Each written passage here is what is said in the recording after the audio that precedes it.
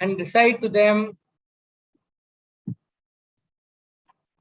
the news of Nuh alayhi salam.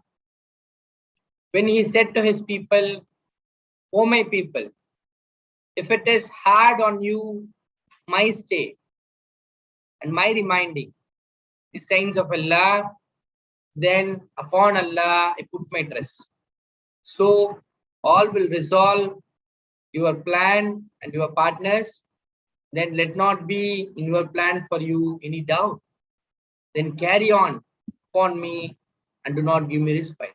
See the words of frustration that Nuh alayhi salam said. Nuh alayhi, every effort was made to wipe him out or to remove him from his land. So here he is telling that my stay is bothering them and my reminding of signs of Allah is bothering them. This has always been a bother. This is a first CA act for Nuh alayhi salam, where they've made all efforts to remove him from the land. That's what he said. You do anything that you want. You have all authority in hand. You can do anything that you want. But something that he puts trust is, I put trust on Allah. This is the only authority or power that I have.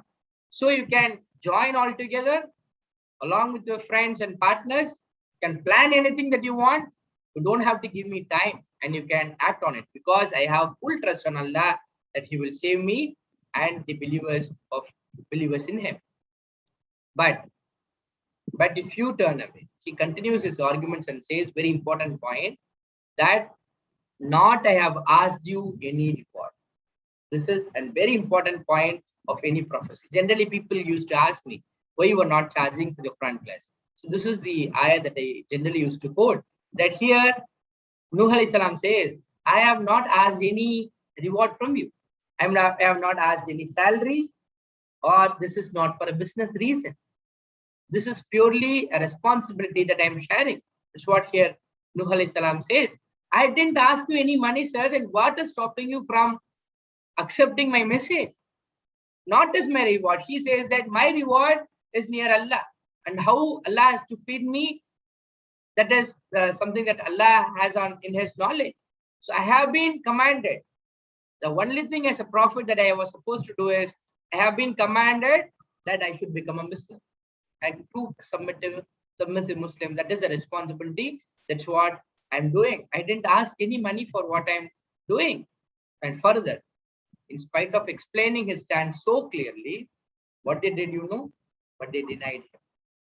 They rejected his message. They're not prepared to accept his message. Only few hand-picked people.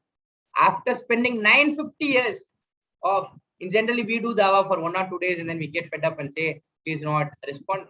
But here see a man who has spent 950 years in a small city, but only a handful, only few numbers have accepted his message.